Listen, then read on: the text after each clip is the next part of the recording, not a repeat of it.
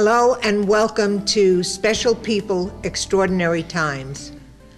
Today I'm here with Lou Manfra, who was an officer in the U.S. Coast Guard. Hi, Lou. Hi, Elaine. The Coast Guard. We've never interviewed anyone from the Coast Guard before, but that's a branch of our service as well. Certainly is. And I don't know anything about the Coast Guard. I don't know how much our audience knows about the Coast Guard. So tell me what the Coast Guard does. Okay. First of all, the Coast Guard started in 1790, longest continuous seagoing service, longer than the Navy, and it started out as the Revenue Marine Service. They were to interdict smugglers, basically. It went on over the years. In the pirate days. It was actually when people were smuggling into the United States molasses and alcohol, and they were slaves at that time. Right. And people, yeah. So that's what it started out. Over the years, the life-saving service joined with it, and the lighthouse service joined in, and it became the U.S. Coast Guard. They changed the names eventually, and the Coast Guard, basically, most people know it for search and rescue. Right. But we also do maritime law enforcement, and have been doing that since 1790. Over the last 30, 40 years, with the influx of drugs imported into the United States, the Coast Guard has taken a greater role in that aspect. But they also license merchant seamen and inspect commercial vessels. Really? They administer bridge administration for all the bridges that go over navigable waters. They have administration over any waterway in the United States that was ever used for intercommerce dealings. So the Coast Guard actually is on the Arkansas River. They're in Nevada at Lake Tahoe, and people say, why are they in Lake Tahoe? And that was because there's a river that connected Lake Tahoe to through another state, and it was used for interstate commerce probably 200 years ago. And that exists. Even though it might not be connected anymore, because it did at one time, the law says the Coast Guard has jurisdiction.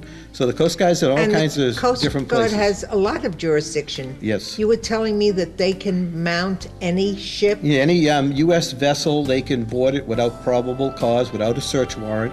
They have those powers that are still there, that were given years ago and still exist. Yeah, it's. I'm sure that's not something they do. No, they don't do it. I mean, they usually suspect something's going on, and they get a tip from somebody before. But they don't need a permit. No, they don't. Not at all. No, they don't. And they'll even board foreign vessels, but they have to get permission. And all they have to do is ask the captain of the vessel, "Can we come aboard and look around?" And you'd be surprised. Some of these people on these, like, say, 150-foot little cargo boat, coming from the Caribbean someplace, they'll say, "Oh yeah, sure." I don't know what they expect, because they'll go down below and they'll find, bales and bales of marijuana.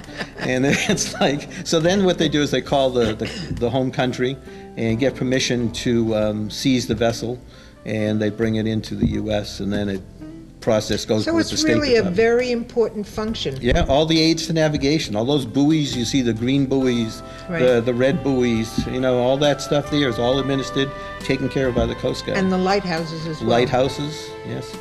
Yeah, they have a lot of jobs. What did you do for the Coast Guard? I mainly, I went through the Coast Guard Academy 4 years, from 63 to 67. Was on a ship for a year, and as a student engineer, basically, I worked down in the engine rooms and stuff.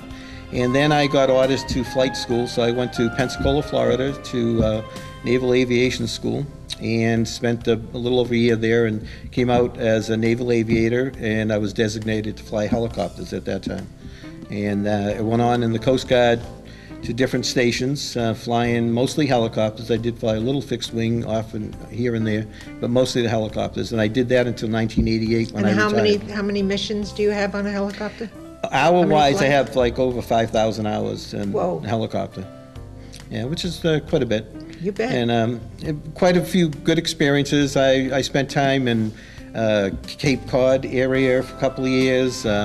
I went to Hawaii. I spent 4 years in Hawaii. While in Hawaii, I got to we don't have navigators for airplanes in the Coast Guard, so we had C-130s, and the Coast Guard, the helicopter pilots navigated the C-130s across the Pacific. So we went to all these different islands. We went to Midway, Iwo Jima, Marcus Island, Guam, all kinds of places that were very... All the history of World War II, that people know what happened, and Saipan, and been to places like that, all because they didn't have regular navigators, and helo pilots did it.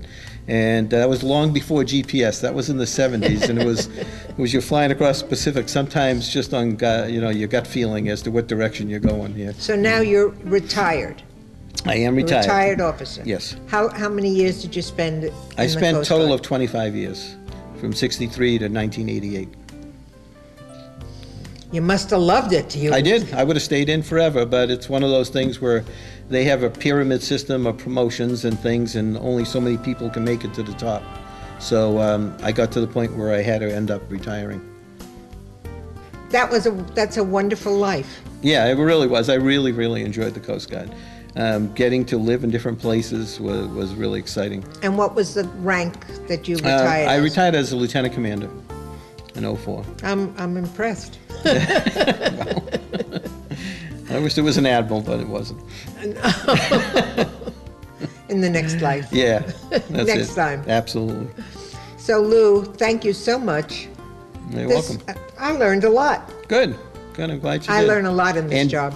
So you do great work, Lou, for the city of Pembroke Pines. Well, I do a lot of volunteer stuff. Yeah, you do. Thank you. You're You're welcome. also with the Cops on Patrol. Yeah, I do that. CERT, the Community Emergency Response Team. I'm now an instructor for that, and so I do a lot of volunteer time, everything. You're a busy man. For OCTV, I'm Elaine Kugelman, and thank you for joining us for this session of Special People, Extraordinary Times with Lou Manfra.